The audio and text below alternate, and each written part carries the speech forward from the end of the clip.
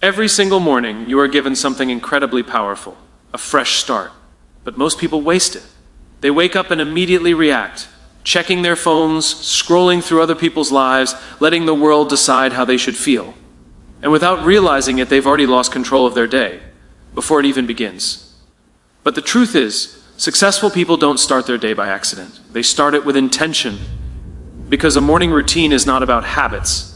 It's about identity. It's about deciding who you are before the world tells you who to be. When you wake up early, when you take time to think, to breathe, to move your body, you're not just completing tasks. You're sending a message to yourself. I am in control. And that message changes everything. You see, we often think big success comes from big moments, but it doesn't. It comes from small, consistent actions repeated daily, waking up when you said you would, choosing growth over comfort, focusing on what matters instead of what's easy. These are the moments that define you. Because discipline isn't something you turn on when you feel motivated. Discipline is what carries you when you don't feel like it at all. And that's where transformation begins. Not in the spotlight, not in front of others, but in the quiet moments of the morning. When no one is watching, that's where you build strength. That's where you build clarity. That's where you build the person you're becoming. So if you want to change your life, don't start with big goals. Start with your morning.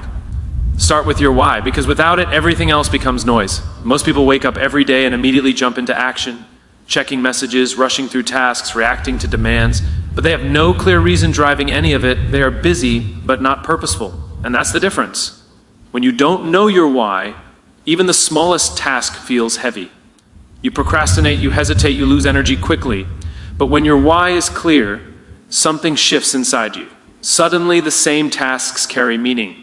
The same effort feels lighter. The same struggle feels worth it. A strong why acts like an internal compass. It guides your decisions when things get confusing.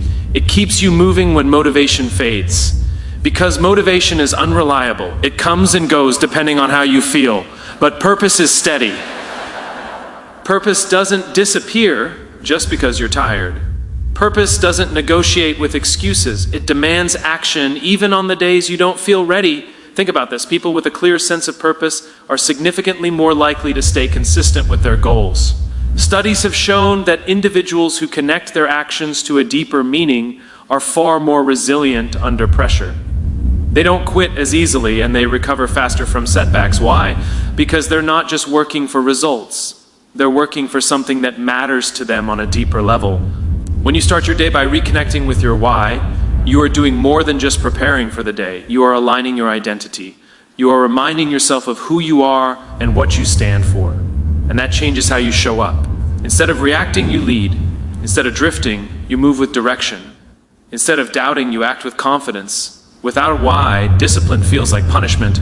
With a why, discipline becomes a choice, a powerful one. Because now, every action you take is a step towards something meaningful.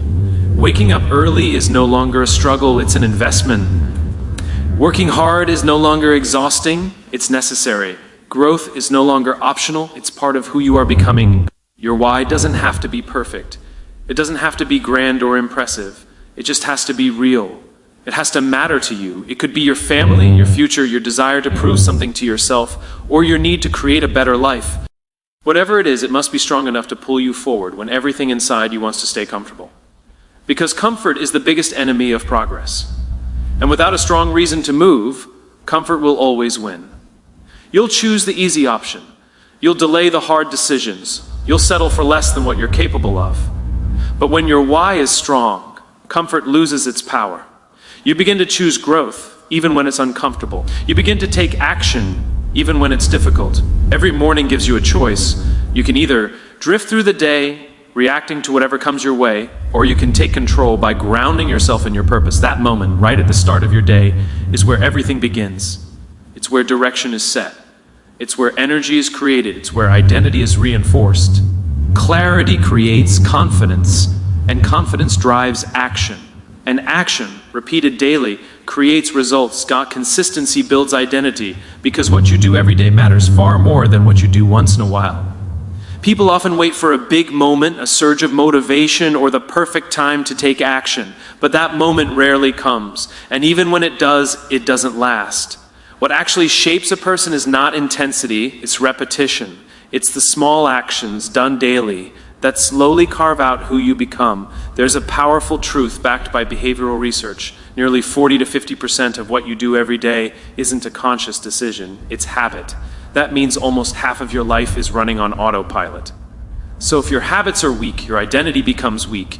If your habits are strong, your identity becomes strong. You don't rise to the level of your goals, you fall to the level of your systems. And those systems are built through consistency. Think about it this way. Every time you follow through on something you said you would do, you cast a vote for the person you want to become.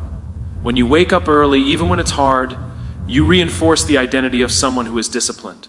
When you put in the work, even when no one is watching, you reinforce the identity of someone who is committed.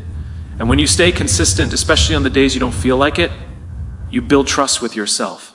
That trust is everything. Because once you trust yourself, everything changes. You stop second-guessing your ability. You stop relying on motivation. You stop making excuses. Instead, you act, because that's just who you are now. It's no longer something you try to do, it becomes something you naturally do. But here's where most people get it wrong. They underestimate the power of small actions. They think if it's not big, it doesn't count. If it's not perfect, it's not worth doing. So they skip days, they break momentum, and over time, they build the identity of someone who starts but doesn't finish. Someone who plans but doesn't execute. Consistency doesn't need to be dramatic. It needs to be dependable. Even the smallest action repeated daily has more impact than occasional bursts of effort. Because consistency compounds. It stacks. It grows quietly in the background until one day the results become impossible to ignore. There's another insight from performance psychology. People who focus on consistency rather than outcome are significantly more likely to achieve long-term success. Why? Because outcomes are delayed, but actions are immediate. When you focus only on results, you get discouraged when they don't show up quickly. But when you focus on showing up every day, you stay in control. You build momentum. And momentum creates progress. Identity is not something you declare, it's something you prove. Not once, but repeatedly. It's built in the moments when you could quit but don't, when you could delay but choose to act, when you could stay comfortable but decide to grow. Every action you take is shaping how you see yourself, and how you see yourself determines how you behave. You believe you are someone who follows through, you will act that way. If you believe you are inconsistent, you will live up to that belief. So the question is not what you want to achieve. The real question is, who are you becoming through your daily actions? Because at the end of the day, success is not a single event. It's the result of an identity that has been built, one consistent action at a time. And whether you realize it or not, you are building that identity right now with everything you choose to do, or choose not to dow in the first hour, and you quietly take control of everything that follows.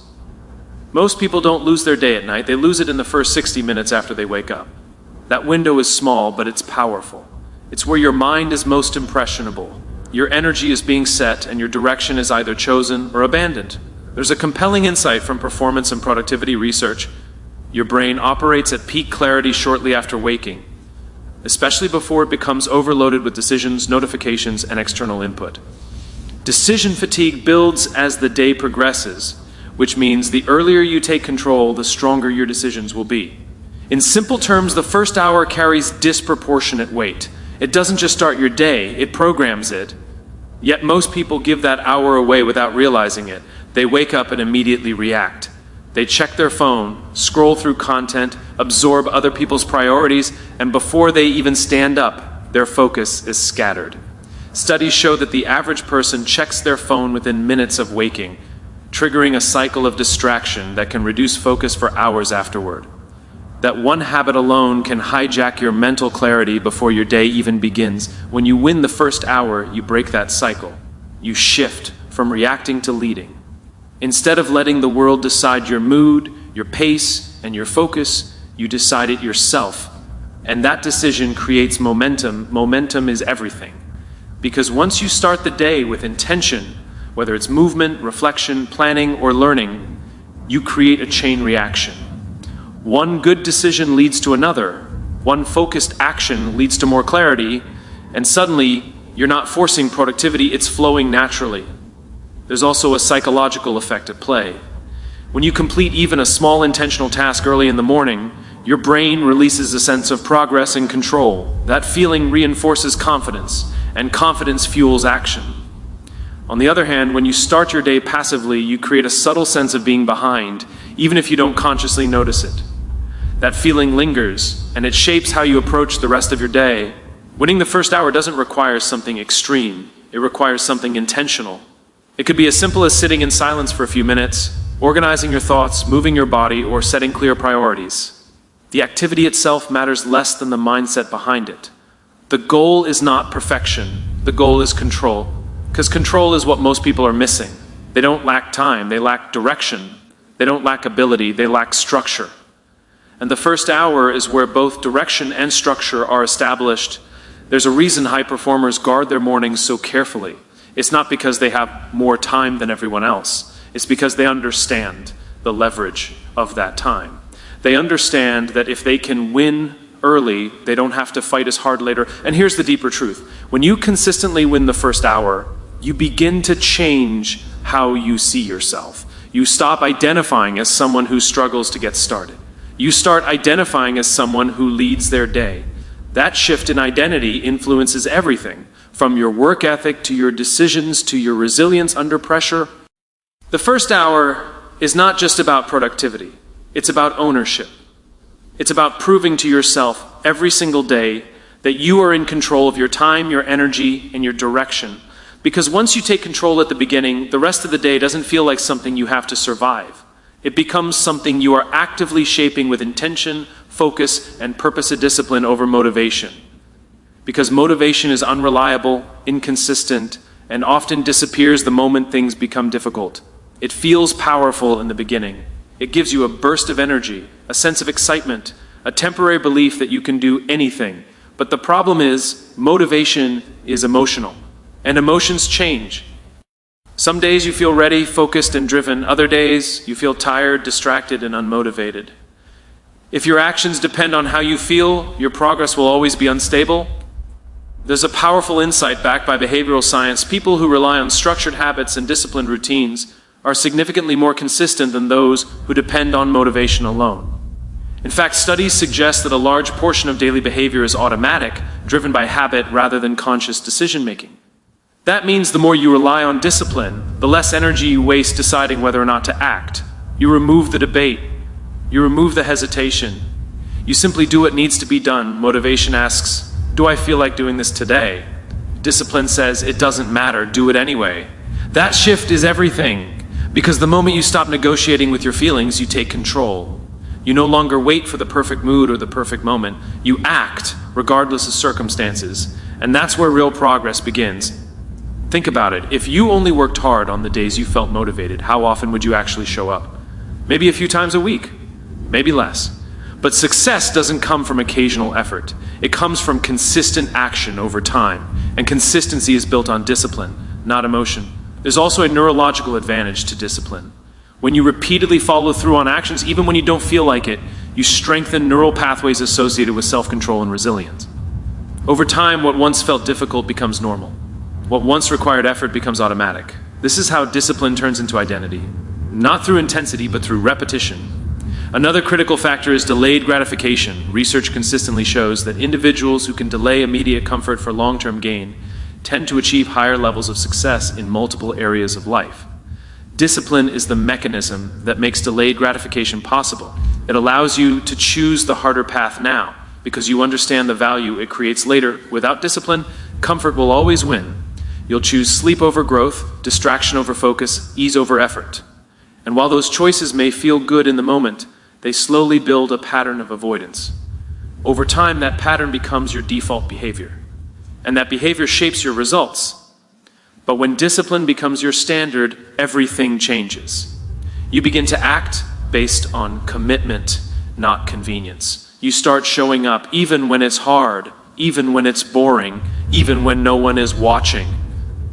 And those are the moments that truly define you, because anyone can perform when they feel motivated. That's easy.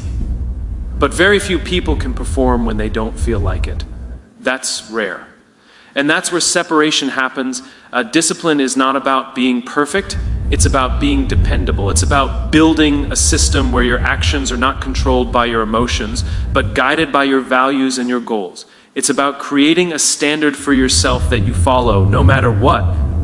And once that standard is in place, you stop relying on motivation completely. You don't need it anymore because you've trained yourself to move forward, regardless of how you feel, regardless of how difficult it gets, and regardless of how long it takes to control your mind before the world does. Because if you don't take ownership of your thoughts early, something else will. The moment you wake up, your mind is in a highly receptive state, clear, open, and ready to be shaped. And in that small window, what you allow in begins to define how you think, how you feel, and how you act for the rest of the day. There's a powerful reality backed by cognitive science. The brain is most impressionable shortly after waking, when it transitions from slower brainwave states into full alertness. This is when suggestions, emotions, and inputs can have a stronger influence on your mindset. Now combine that with another fact. Most people reach for their phones within minutes of waking. Notifications, social media, news, messages, all flooding the mind before it has a chance to center itself. In that moment, you're not thinking your own thoughts, you're absorbing everyone else's, and that has consequences. Studies have shown that early exposure to digital overload can increase stress levels, reduce attention span, and negatively affect mood throughout the day. It creates a reactive mindset. Instead of leading your thoughts, you start chasing them. Instead of focusing, you become scattered. And once your mind is scattered, everything else follows. When you control your mind first, you interrupt that pattern. You create space between waking up and reacting. And in that space, you take back control. Because control doesn't come from doing more, it comes from deciding what not to let in. Think about the difference between starting your day with noise versus starting it with clarity.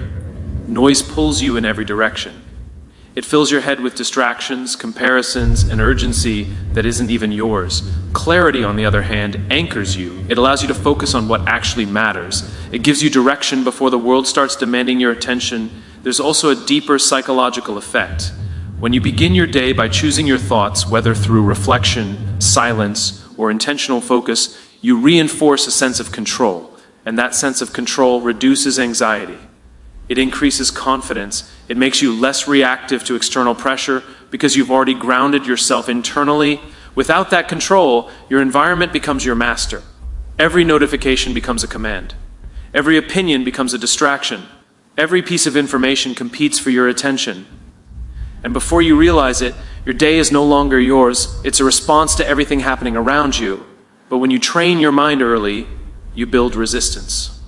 You become less affected by negativity, less distracted by noise, and more focused on your own direction. You stop reacting emotionally to everything that comes your way. Instead, you respond with intention. There's a concept in neuroscience known as attentional control, the ability to choose what you focus on and what you ignore. This skill is directly linked to performance, decision-making, and emotional stability. And like any skill, it gets stronger with practice. The morning is the perfect time to train it, because it's when your mind is the least cluttered. Control in the morning leads to control throughout the day. It sets a standard. It creates a boundary between you and the chaos of the outside world. And once that boundary is established, it becomes easier to protect your focus, your energy, and your mindset, because the world is always trying to get your attention. It's loud, it's fast, and it's constant. And if you don't decide what deserves your focus, the world will decide for you.